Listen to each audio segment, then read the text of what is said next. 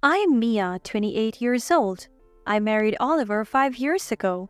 We don't have children yet because of our busy work lives. Oliver and I met through a friend's introduction and we hit it off right away. Half a year later, we got married. Oliver works as a salaryman for a local company. The company isn't very large, so Oliver's salary is moderate. As for our home, my father-in-law spontaneously bought us a luxurious high-rise apartment when we got married.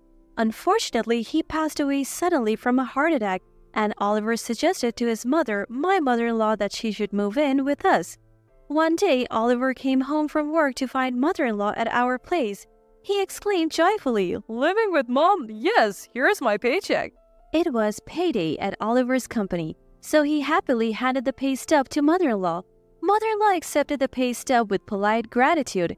Eventually, mother-in-law moved into the high-rise apartment and Oliver's days seemed to become filled with joy as they started living together. About 3 months after our marriage, I noticed something. Mother-in-law was incredibly obsessed with cleanliness to the point of being a neat freak. If a speck of dust fell on the dining table, she would be so upset that she would stop eating, and this happened more than once. If there was even one hair in the bathtub, it would cause a commotion and she would demand that the water be completely replaced. At first, I was puzzled by mother-in-law's obsession with cleanliness, but now I have gotten used to it. And I know what to be careful about, so I feel more at ease. Mother-in-law is very strict with me but very kind to my husband Oliver. When Oliver comes home from work, mother-in-law waits for him at the front door, taking his bag as soon as he opens the door. Then she asks, "Do you want to shower first or have dinner?" If Oliver says he wants to shower first, mother-in-law promptly prepares a towel and a change of clothes and even joins him in the bathroom to wash his back. Then she dries him with a towel when he comes out of the bath. About dinner, mother-in-law had something to tell me when she started living with us. "I know all about Oliver's likes and dislikes, so I'll be the one to make Oliver's food." After my mother-in-law said that, I no longer had to make Oliver's meals. As days went by, I felt more and more out of place. Oliver was always concerned about his mother's mood and he stopped talking to me as much. One day, I asked Oliver, who do you value more, me or your mom?" What kind of silly question is that? Of course, both of you are important. "I don't feel that way." Don't worry about it. A few days later, I saw something I wasn't supposed to. I was doing all the laundry, but mother-in-law was hand-washing her clothes again after I had washed them. She must think my washing doesn't get the dirt out. I was so shocked that I asked mother-in-law, "Mother-in-law, are you unhappy with my laundry?" "Oh, you saw me? It's not that I am dissatisfied, but I prefer to wash them myself." "Then can you put your laundry in a separate basket next time? I won't touch anything in that basket." "My, what an impertinent daughter-in-law. Oliver must feel so sorry to have you as a wife." Why would he feel sorry? Please explain clearly." "Enough of this. I don't want to talk to a daughter-in-law like you." "I understand." That night, I planned to talk to Oliver about mother-in-law when he got home, but as usual, mother-in-law was waiting at the entrance and they went straight to the shower together. In the bathroom, I heard mother-in-law talking excitedly, probably bad-mouthing me. Oliver came out, glanced at me but said nothing and had dinner with his mother. After dinner, as soon as Oliver and I went into the bedroom, he burst out, "Mia, I heard you said terrible things to Mom. Why are you bullying her?" "I never said anything terrible and I am not bullying her." "Mom was crying earlier. She said you were bullying her." "Oliver, you only believe what mother-in-law says, not me." Hey, don't get cheeky. I believe Mom. If you don't want to live with her, you should leave." At that moment, I felt that our marriage was a failure. And I was thinking of getting divorced if something triggered it. No, I was waiting for something to trigger it. About a month later, I was cleaning the room one morning.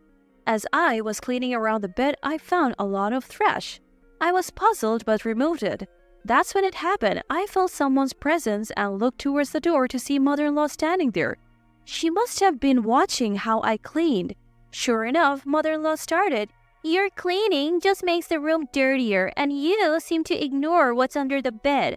I hadn't really paid attention to what was under the bed, so when I looked, there was a mess of trash.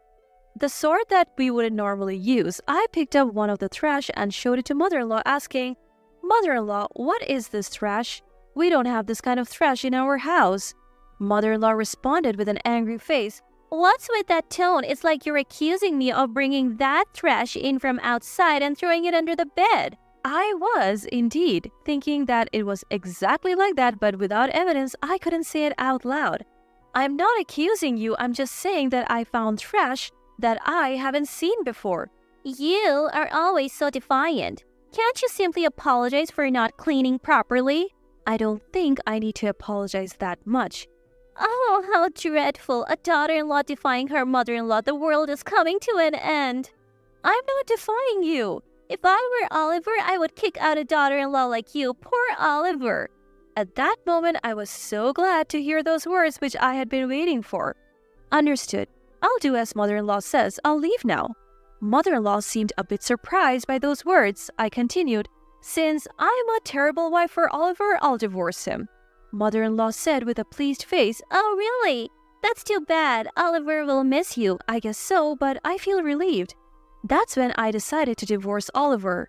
That night, when Oliver came home from work, he and mother-in-law were whispering in the bathroom as usual. When Oliver came out, he said to me, I heard from Mom that you want to divorce me. I don't mind, but are you sure?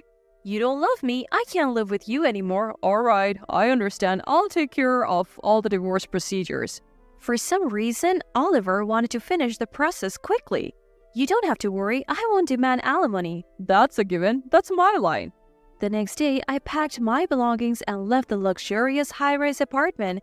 Thinking back, my mother-in-law and husband were conspiring to kick me out of the upscale apartment. They must both be satisfied. I visited a friend from college after being kicked out. Amy glanced at my luggage and said, Mia, did you leave your house? You caught me. I could tell right away by your luggage. My friend was still single, so I asked to stay for a while. Sorry, but can I stay here for a bit? Of course, you can stay as long as you want. Thank you. I truly felt the importance of having a best friend. Since she helped me when I was in trouble, I made a mental promise to help Amy if she ever needed it. The following week, I had to go to the high-rise apartment. I got a call from mother-in-law saying that my signature was needed on the divorce papers.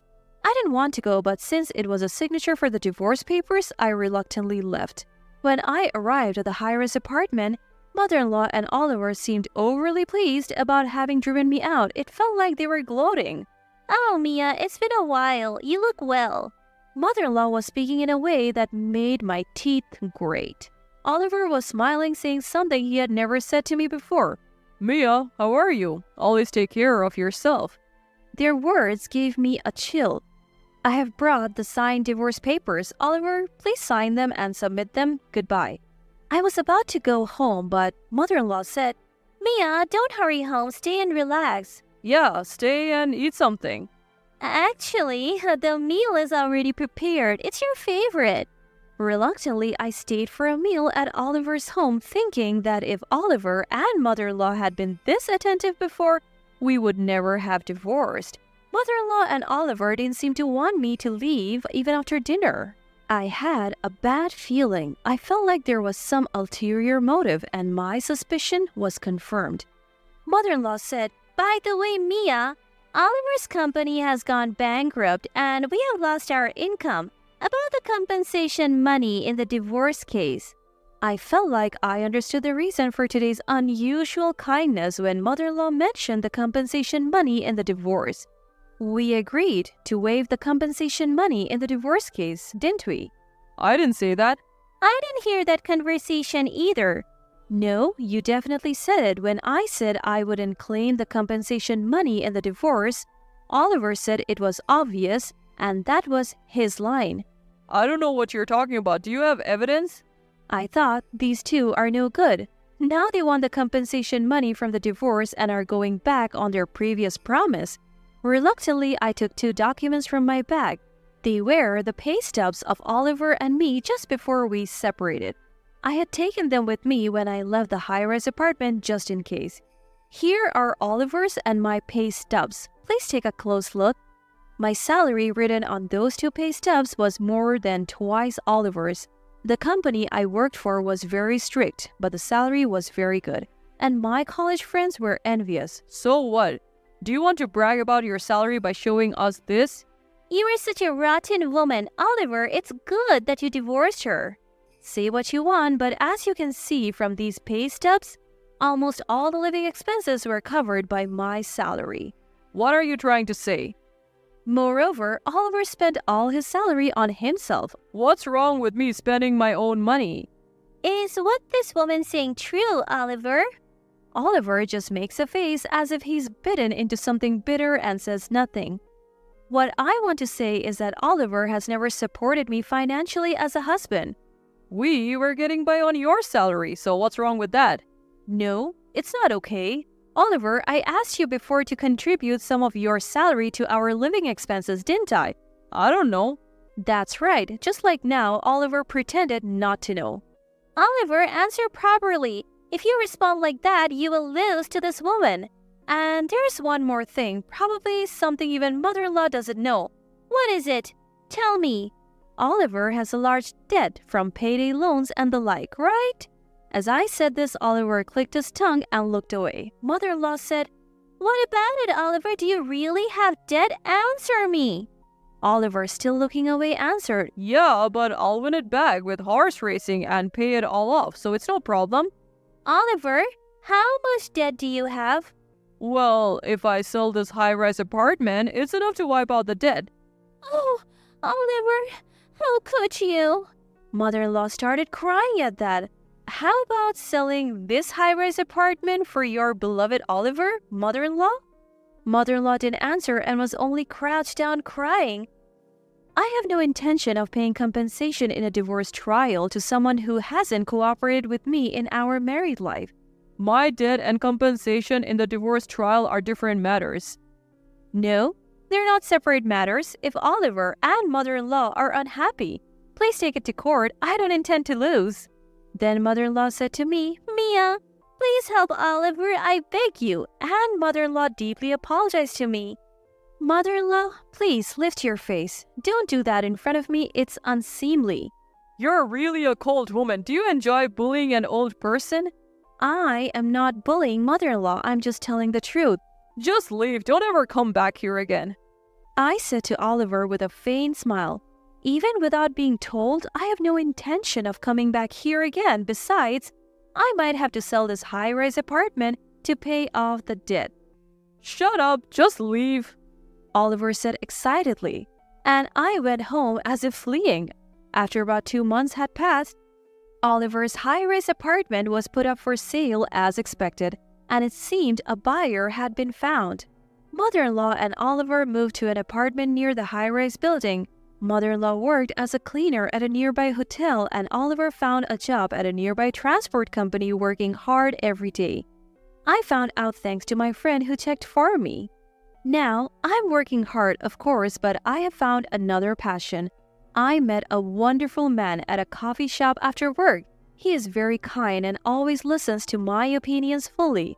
But this time, I'm not planning to get married easily. Having failed in marriage with Oliver, I'm thinking about carefully assessing my partner before marrying again. That said, we have been seeing each other almost every day recently. Meeting with him daily feels like it's recharging my energy for work. Today, since both of us have a day off from work, we are planning to visit the model room of a high-rise apartment. I want to live in a high-rise apartment overlooking the sea with him, sipping coffee on the living room sofa while gazing at the ocean.